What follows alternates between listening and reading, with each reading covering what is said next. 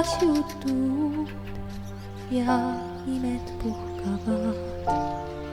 Mu keha tunneb valgust, mis tõuseb sealt sügavast, mis kutsub tuhanded õied kõik elusse uinumast.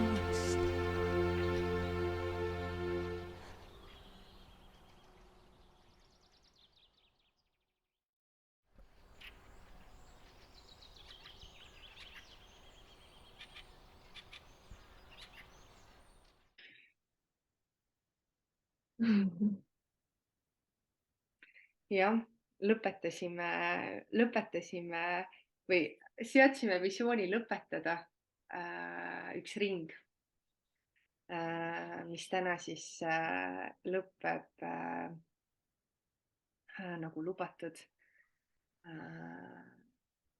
sünnitamise ja sünnitusjärgse ajaga, mida emakeeles me kutsume nurgavoodi ajaks. Aga levinum on ka 4. trimester, nagu mulle meeldib öelda, 4. kuldne trimester või 40 pühapäeva. Ja sellega me praegu otsustasime, et me sellise Zoomi vahendusel loomise paneme piduliku sõlme peale sinna ja siis paneme kuskil seina peale mõtteliselt. Ja tegelikult nii väga tahame teiega päriselus kohtuda ja päriselus nendel teemadel rääkida, päriselus suhelda niiviisi, et meil on küsimused ja me saame pikalt ja laialt rääkida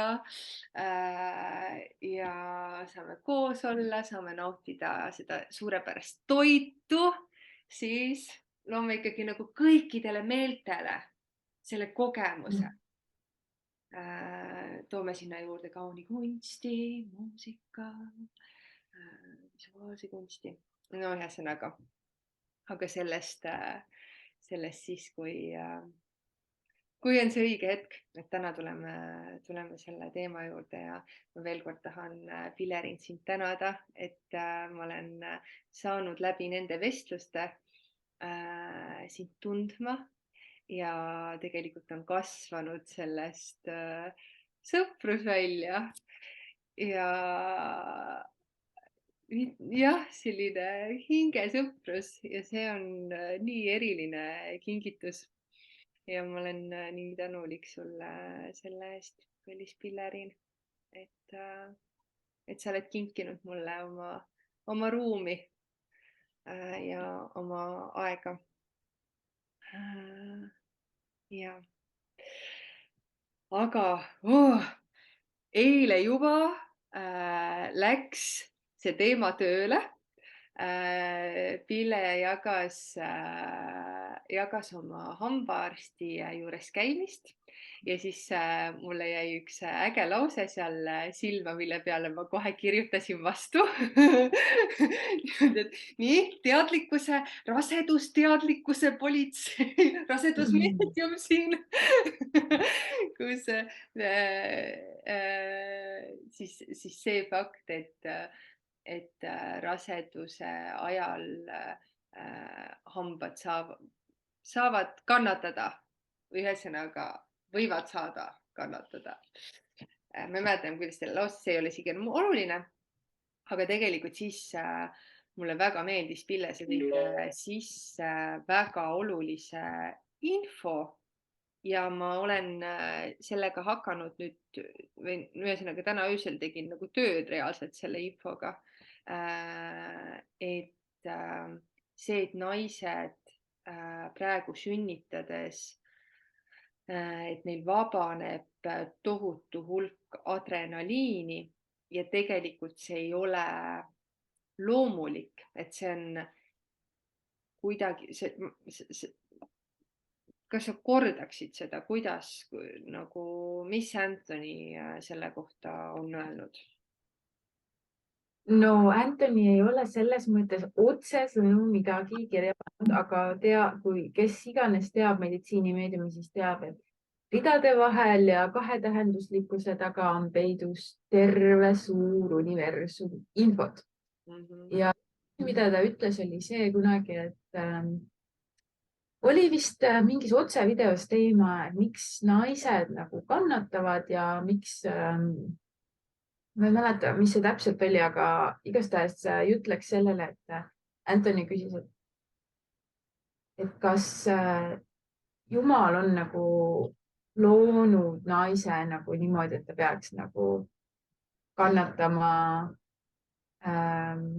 selliseid nagu suuri nagu esiteks menstruatsiooni ajal, kas ta peab kannatama kogu aeg seda suurt kõikumist, et 80% immuunsusest läheb menstruatsiooni ajal välja, 40% ovulatsiooni ajal, 50% raseduse ajal ja 100% sünnituse ajal naise immuunsusest läheb nagu reproduktiivsüsteemile.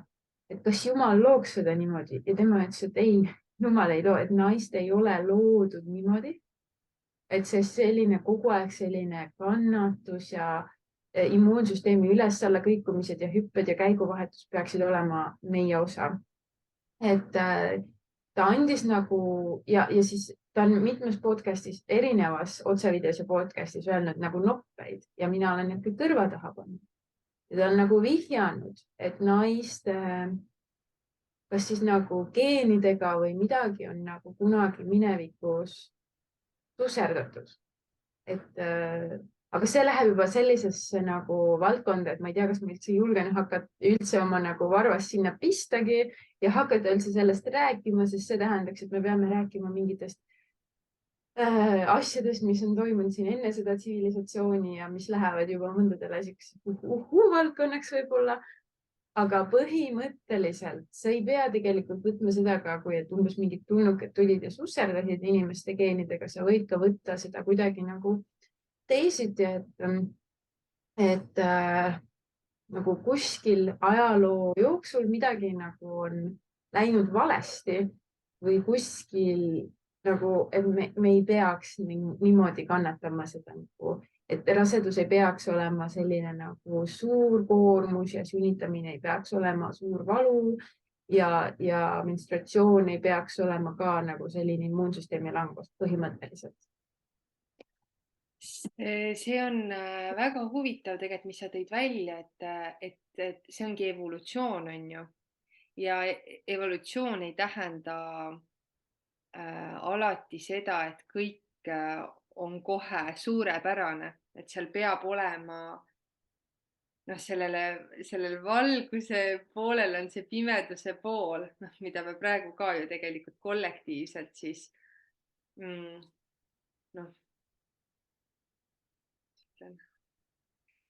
nagu neutraali toome, aga positiivsesse neutraali siis. See on nagu hästi huvitav teema, sest et tegelikult Anthony on selle kohta ka nagu öelnud, et inimkeha evolutsiooni ei ole olemas.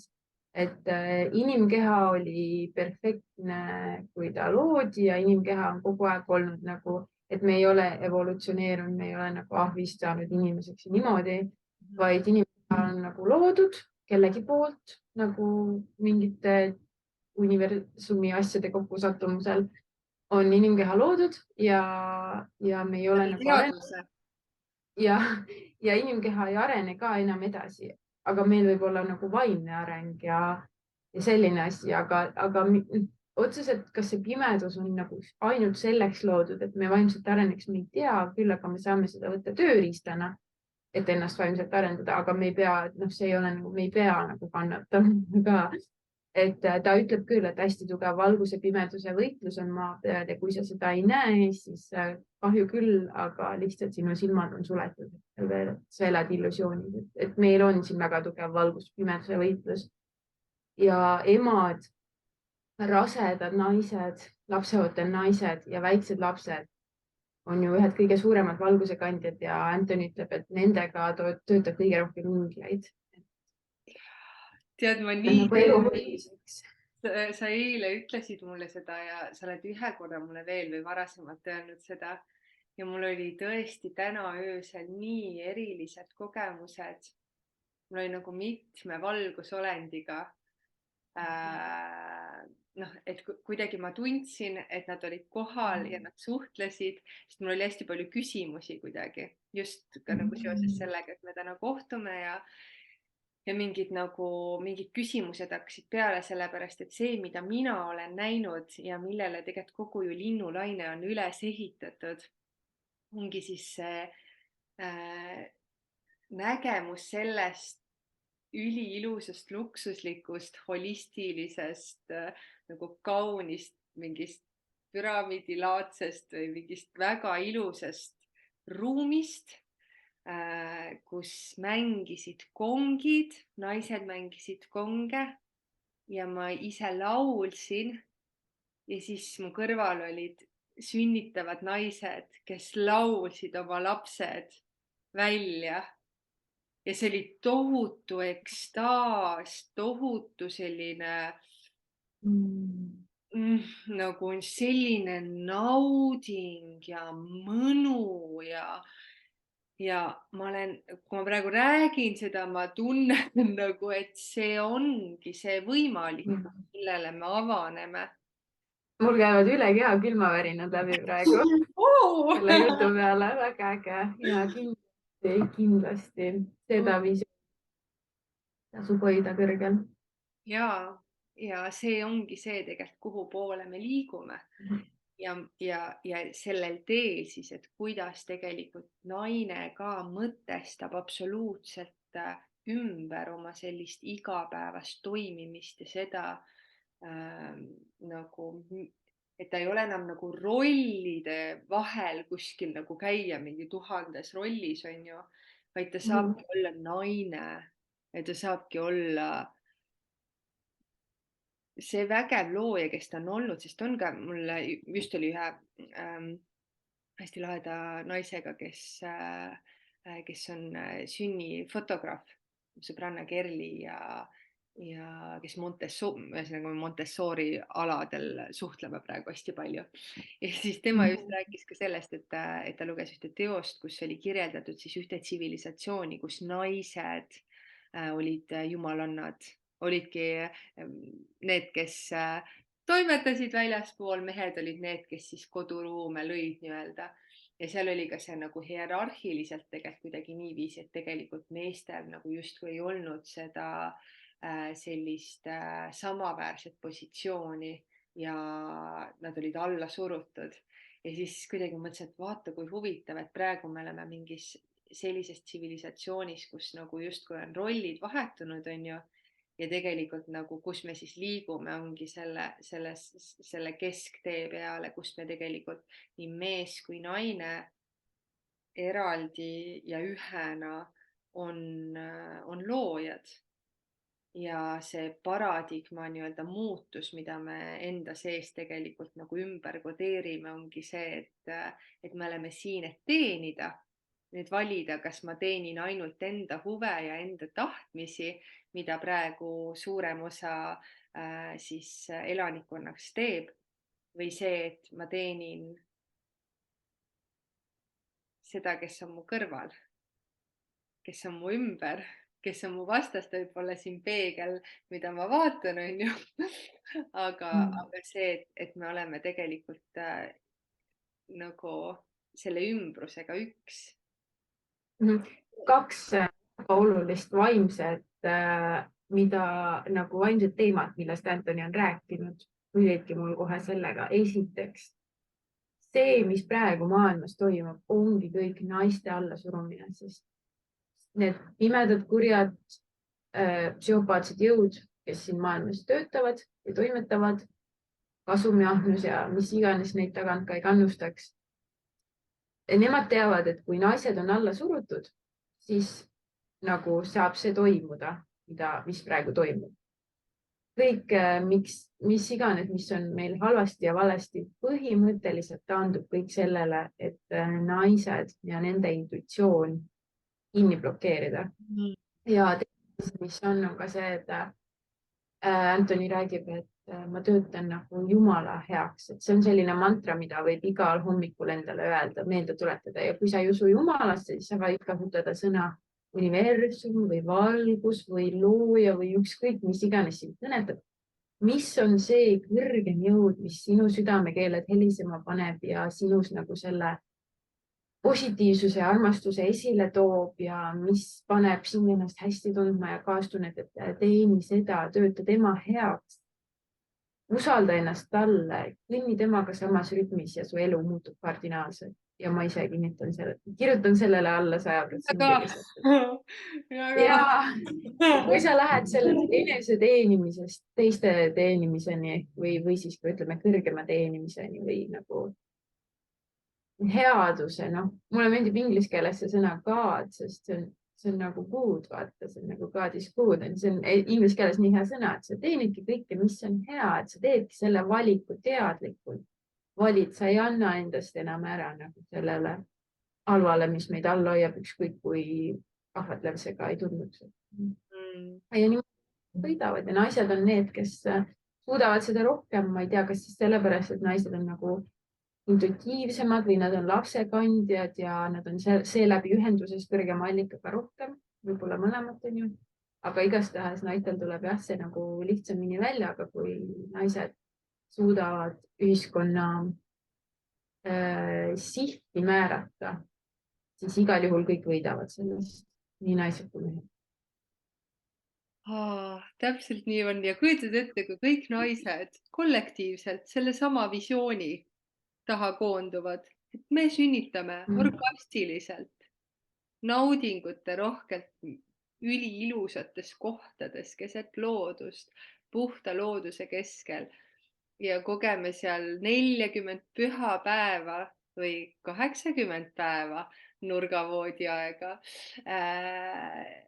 olles siis toetatud, masseeritud, hoitud, kuldsete käte naiste, tarkade naiste poolt ümbritsetud, tervendavate toitude ja looduse keskel ja puhates. Isver, reset, see ongi täiesti nagu taassünd, et see ongi taassünd, mida siis läbi tegelikult selle emaduse ja uuesti siis naisena sündimise läbi selle, et sa saad emaks, on võimalik meil kogeda. Ma olen täiesti nõus sellega, seesama intuitsioon, mis tärkab ülesse siis, kui tegelikult tekib see esimene soov mehel ja naisel tuua ilmale uus elu. Ja siis, kuidas see hakkab tööle, see universum, ta hakkab kohe tööle. Ja nagu 9 kuud valmistataksegi enne ette. Ma jagasin Pillerinuga ka seda nii ilusat uudist, et ma 9 kuud tagasi, või 9 kuud, nüüd on juba rohkem, 14 kuud. Jah, 13 kuud tagasi hakkasin praeguse kõhubeebiga suhtlema. Niimoodi, et tegin neid 40-päevaseid kartuli monopuhastusi ja sõin apelsine hästi palju ja ma teadsin, et ta on tüdruk. Ma teadsin täpselt, kes ta on. Ta andis mulle väga selgelt endast märku. Ja nüüd on tüdruk. Ja nagu me vaata, ühiskond tahab meid sellisest nagu teadmisest ja usaldusest ära lõigata, aga tegelikult on meie kõigi sees olemas see teadmine. Ja naiste võimalus just rasedusega see endast taas äratada, see nagu teadmine. Mina samamoodi, ma nägin juba unes oma järgmist last ja esimest last ma nägin mitu aastat varem ka unes ja ma teadsin, see ei ole lihtsalt unenägu, ma usaldasin, ma sain aru, mu intuitsioon ütles mulle, ükskõik, kas keegi ütleb selle kohta, mis iganes, et sa oled nii uhuu ja sa ikkagi usud sükest asja. Nagu ei, see vaimne maailm räägib meiega kogu aeg, täpselt nagu sa rääkisid eile õhtul, sa tundsid, kuidas vaimne maailm suhtleb, minuga see ongi nii. Päriselt suhtleb, ole avatud ja meditsiinimeedium on hästi hea tööriistad andnud meile, et me saame oma intuitsiooni veel nagu tagant tõugata, me saame omal siit kõik kahjulikud takistused ära eemaldada, mis takistavad, sest et meie hing asub meie ajus ja seal käib sihuke elektritöö, sihuke liikumine ja me saame, meil on need tundlad, vaata, me saame infot kätte. Läbi tundlikkuse. Ja isegi kui meil ei ole neid tundleid, me saame ikka nagu seda infot kogu aeg kätte. Kui meil on väga tugevad mineraalivarud kehas, siis me saame väga hästi seda infot kätte, mis tuleb nagu siit igalt poolt ja ongi see, et Anthony info abil, meditsiinimeediumi info abil me saame kõik mingisugused toksiinid, raskemetallid, mis meil istuvad siin, mingi koekahjustused, toitainepuudused, me saame selle kõik ära tervendada nii, et meie aju toimiks hästi täiel potentsiaalil või nagu läheneks sellele kogu aeg ja me saaks üha rohkem ja rohkem ja rohkem intuitiivseid sõnumeid. Siis seda saavad muidugi mehed ka teha, lihtsalt võib-olla, miks on naised nii olulised, on ka nagu tung nagu kaitsta nagu elu ja seista elu eest. Et sa ei pea olema ainult selline naiselik naine, kes ka tahab nagu ainult, noh, see on väga oluline osa ka igaühe teekonnal mingis etapis tõenäoliselt. Aga sa võid olla ka selline nagu sõdalasnaine, vaata, kes ei taha teha seda nurgapoodi perioodis. Sa võid nagu, võib olla igasuguseid, et tal ei pruugigi see hetkel üldse olla, sest ta tahab nagu kaitsta midagi võib-olla või töötada millegi olulise nimel. Et selles mõttes on inimestel nagu erinevad teekonnad, aga igal juhul Medical Mediumi info toetab meid väga ja kes iganes tahab oma intuitsiooni avada, loodus on selleks ju super, kunstlooming on selleks super, et kõik need naiselikud vallad, vaata. Ja, vau, nii võimas. Ja ma ise olen ka sellel veendumusel järjest rohkem, et meil on loodud ka naisest nagu mingi pilt, on, et milline see naine on ja tihti ta on hea, aga ta on selline tubli, hea, et temas on alla surutud just see kaitsja ja see hoidja, kes ütleb, et ma tunnen, et see on vale ja me ei tee seda, aga ühiselt ütleb naisele, et su sisetunne ei ole õige, söödab meile hirmu ja mehed juhivad seda maailma, teevad otsuseid, määravad toetuste suurused, määravad, et kui kaua sa tohid puhata, enne kui sa pead minema jälle tööorjaks, on ju. Sa ei pruugi olla tööorja, aga põhimõtteliselt mingis mõttes. No see ei ole nii mustvalge, et ainult mehed teevad seda ja nii, aga nagu mingis mõttes põhimõtteliselt tegelikult natuke nagu on ka nii mustvalge. Et naise intuitsioon tahetakse lihtsalt ära lõigata, aga kui naine kuulaks oma intuitsiooni, siis ta oskaks öelda ei kahjulikele asjadele, mida meie lastega tehakse. Naine oskaks sellele, kuidas meie lapsi kasvatatakse ja kuhu neid, ma ei tea, saadetakse või suunatakse. Ühesõnaga, nagu naise intuitsiooni sees tasub ikka kuulata tõsiselt võtta. Kui on olemas need mehed, kes nagu julgevad anda naisele selle ruumi, öelda, mida tema tunneb ja näeb ja tajub ja siis nad koos nagu paarina ja perena saavad kas siis nagu eralduda sellest kahjulikust vägivaldsest süsteemist või luua midagi uut, mis neile toimib, et see on hästi hea, kui mees ja naine saaks nagu koostööd teha selle. Ja kui nad saavad luua ise oma armastuse atmosfääri, kuhu tegelikult see, mis tegelikult nagu käib nendega kaasas siis, et see ei ole kuidagi see, et me loome mingi oma mulli siin, elab oma mullis, vaid tegelikult see on see, et me võtame selle nagu ka kodust väljapoole kaasa ja viime selle edasi läbi selle tundena, mida me anname läbi oma olemuse ja selle, kuidas me oleme inimestena teiste inimeste seas. Et kus ongi siis selline nagu aupaklikkus, et see kuidagi ja märkamine ja ma tunnen ka, et tegelikult, et siin ei olegi kellegile midagi süüks panna selles mõttes, et see ei olegi mitte midagi kellegile süüks panna, me oleme lihtsalt oma teadvuse arengu seisukohas ühe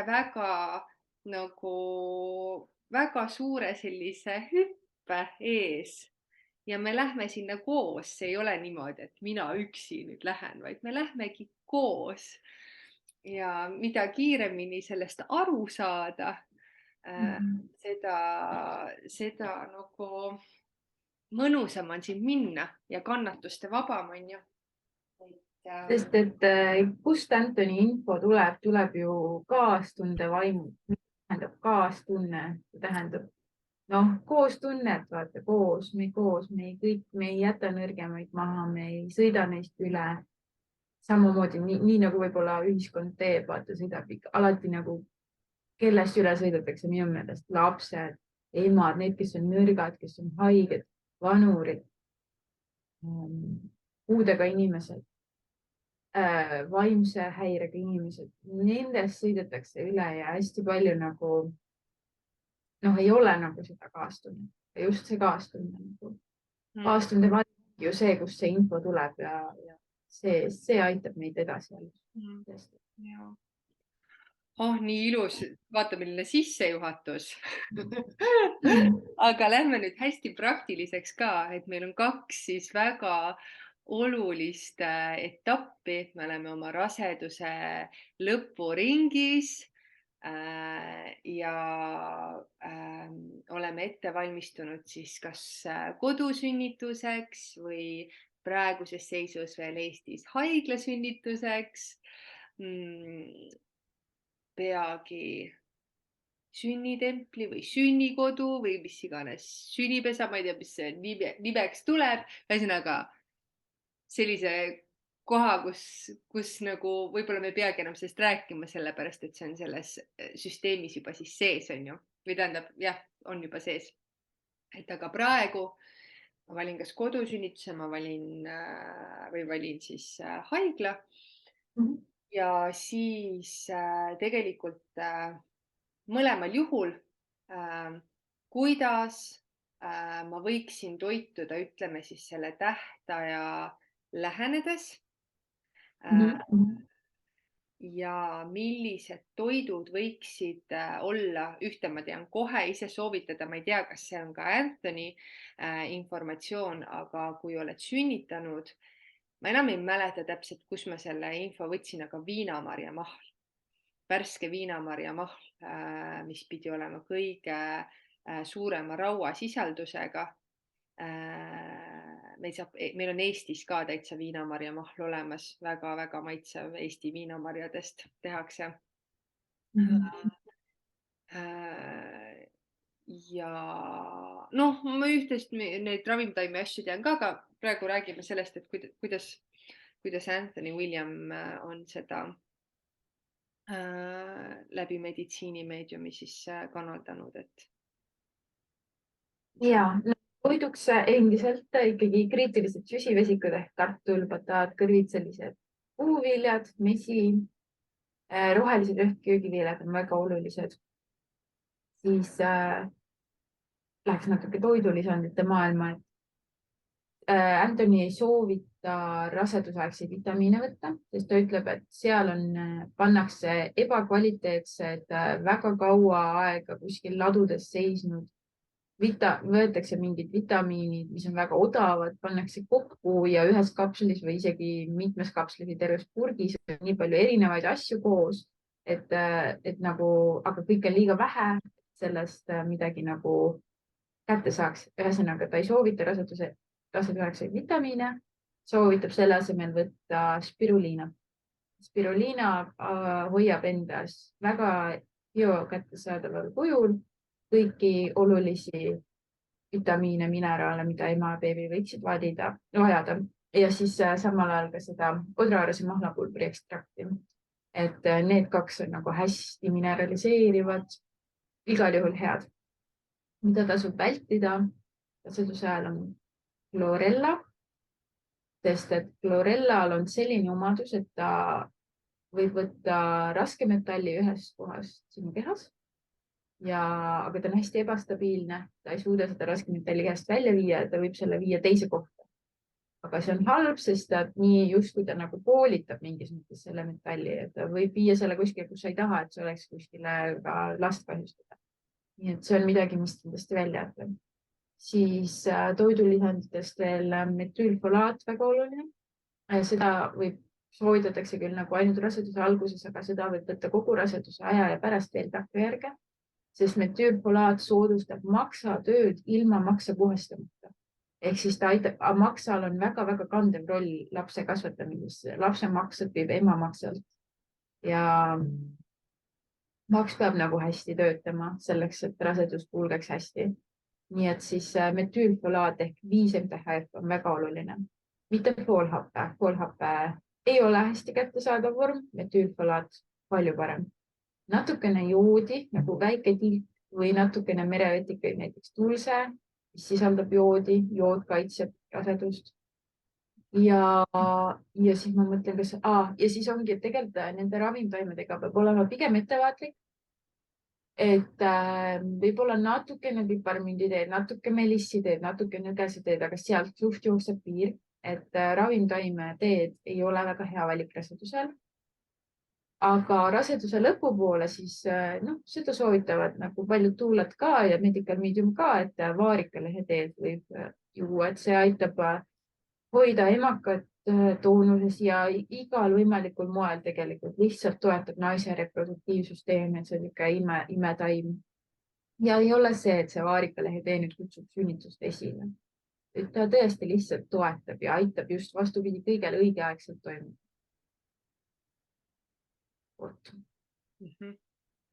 Okay. Ja tõesti jah, nagu kõik, mis iganes sa saad nagu tarbida värsket, siis julgelt. Ma tean, et paljud naised kuulevad oma ämmaemandatelt, et sügisel ei tohiks õunu süüa, et muidu laps läheb liiga suureks ja ei tule sealt hästi välja.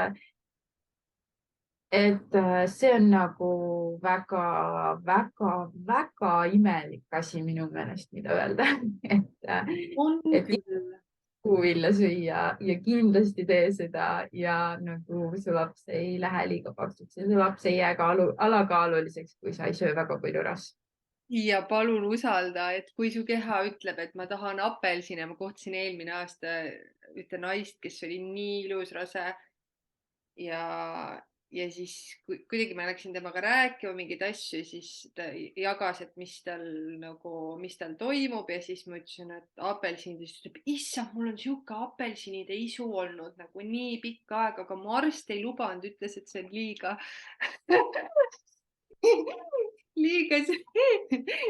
suhkrune ja süsivesikute rakne.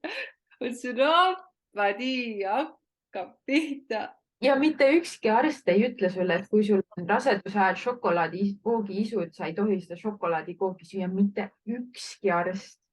Kuigi kofeiini vältimine raseduse ajal oleks üks kõige paremaid asju, mida sa saaksid oma lapsele teha. Üldse nagu, ükskõik, kas see tuleb kohvist või šokolaadist. Aga mitte ükski arst ei ütle, isegi kui sul on rasedusdiabeet, siis või nagu üldse mingid sellised nagu, siis on alati puuviljad süüdi, aga mitte kunagi nagu mingid rasvased, suhkrused, töödeldud toidud. Ma ei tea.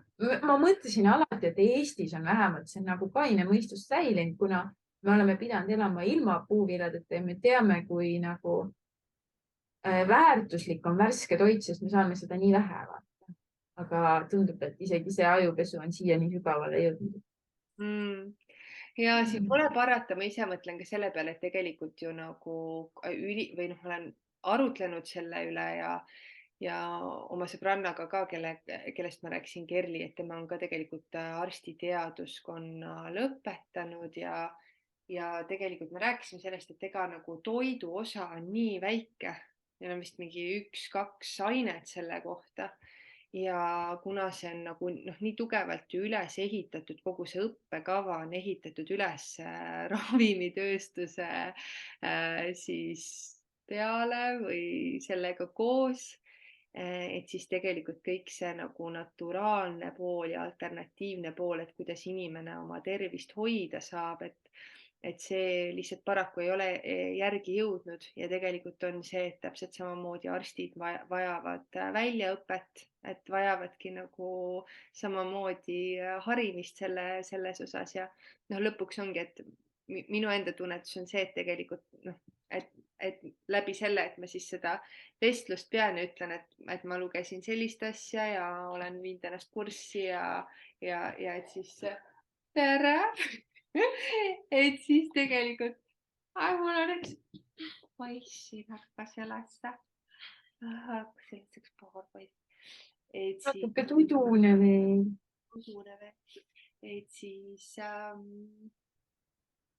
jah, et läbi selle saab see ellu ärgata ja noh, praegu üleüldiselt on ju, et nagu meie selline ühiskondlik suur ärkamine toimubki läbi hariduse, läbi sellise inimkeskse hariduse ja selle, et see kõik, mis juba teaduses on, et see jõuab päriselt inimesteni, et me teame juba väga hästi, kuidas meie keha juba toimib ja aju ja see, mida Anthony William on juba aastaid tagasi rääkinud, saab kinnitust ka teaduslikes uuringutes ja see on väga võimas aeg tegelikult praegu.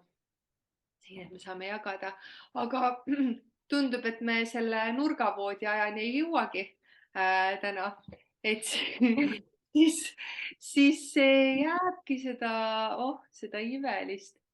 No vaat kui ilus, ma ei tea nüüd. Või kui sul on mingi üks oluline küsimus või teema, siis ma võin kiirelt ju paar märksa. Ma arvan, et ongi tegelikult, mul on endal ka aim või selles mõttes, et ma tean, et kartul on üks kõige nagu sobivamaid. Põhimõtteliselt jätkata selle sama, jah, ühesõnaga võid rääkida toidu osast sünnitusest. Anthony ütleb, et pärast sünnitust kõige parem toit, mida ema võiks süüa, ongi kartul koos avokaadoga. Et kartul ja avokaado, need on selline täpselt õige mõnus kombinatsioon, et maandada, toetada, nagu hellitada ema ja aidata tal ema toota. Ja siis ta soovitab väga, kui on näiteks mõnel naisel on need emakakrambid või spasmid või tõmblused või mingid sellised nagu minul olid väga tugevad. Et siis ta soovitab võtta väga suures koguses magneesiumi ja sidrunmelissi ka, et nagu väga suures koguses mõlemad, et see aitab nagu maha rahustada magneesium, sidrunmeliss. Sidrunmelissi võib võtta täiesti niimoodi, et nagu mingi 4 pipetitäit iga 3 tunni tagant ja siis veel mitu tassitäit sidrunmelissi teed ka juurde ja see aitab nagu maha rahustada selle üle stimuleeritud emakatöö ja magneesium ka nagu hästi oluline selles mõttes nagu rasedusjärgseks ajaks. Ja tegelikult need ongi sellised põhipunktid ja kõike siis pärast jätkata sellerimahva, detox smoothid, need on ülihead, puhastavad rinnapiima, toitumine, puuvilled, kartulid, need aitavad toota. Ka kõrge valgusisaldusega toit takistab rinnapiima tootmist ja rasvasisaldusega. Et kui sööd, siis alati hoia meeles, et rinnapiim on 95% suhkruvesi. See tähendab ka seda, et sinu toitumine ei pea olema 50% valk ja rasv, vaid siis see nagu takistab selle suhkruvee tootmist. Et valku ja rasva on niimoodi mõlemad alla 5% nagu veel vähem isegi. Et tõesti, et need ei peaks olla terviseks. Nii et jah, see oligi nagu see kõige olulisem tegelikult rasedusaegsest ja ma ei oskakski võib-olla sinna rohkem midagi lisada. Nii kiiresti sai. Jaa. Mul tuli meelde, et see, vaatan selle järgi, aga minu meelest Katrin Saage-Tuula, üks väga ja ka haridusedendaja, tema rääkis ka sellest, et teaduslikult tattel pidi väga hea olema sünnituse ajal. Ilmselt see on ka seotud sellega, et kuna keha ju vabastab nii palju adrenaliini praegusel hetkel veel, mida sügavamini me oleme ettevalmistust teinud, et olla lõdvestunud sellel ajal oma keha ja vaimu ja hinge nii-öelda siis ettevalmistanud, et seda paremini me tuleme toime ilmselt sellega, aga et ikkagi sellega arvestada ja seda sa siin praegu ei maininud, seda sa rääkisid mulle eile, et see adrenaliini kogus on hästi suur, mis kehasse vallandub. Ja no tattel on kindlasti hea, sest ta annab energiat, ta on nii kontsentreeritud, et ta ei venit su kõhtu samal ajal, kui sa sünnid, ta ei pane nagu seedimiskoormust, aga ta on hästi nagu kontsentreeritud energiat, see on nagu, ma arvan, hea. Aga mis adrenaliini, siis sünnitusel naise keha vallandab rohkem adrenaliini kui mehel. Mees kogeb terve eluea jooksul. Terve eluea jooksul mees ei suuda kogeda nii palju adrenaliini kui naine ühe sünnituse jooksul.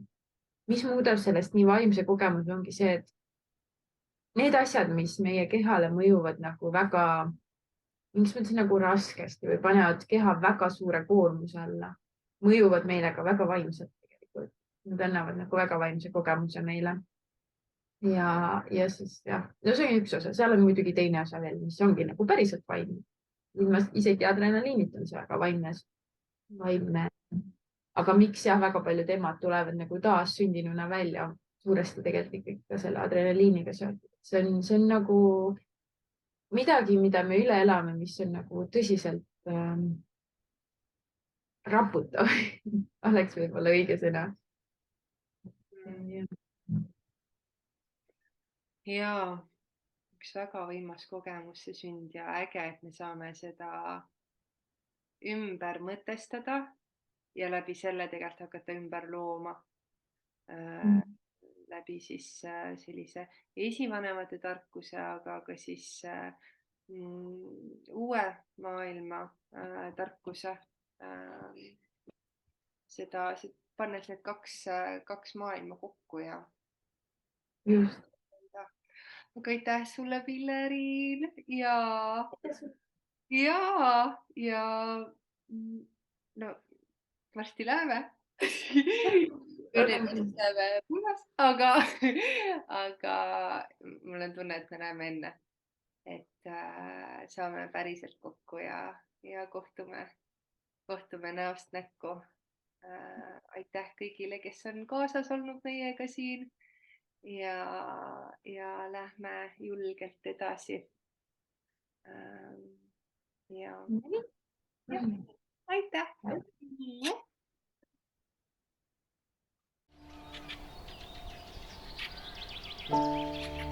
Mu keha tunneb õnne, suurt meresügavat, kus elavad muinasjutud ja imed puhkavad. Mu keha tunneb valgust, mis tõuseb sealt sügavast, mis kutsub tuhanded õied kõik elusse uinuma.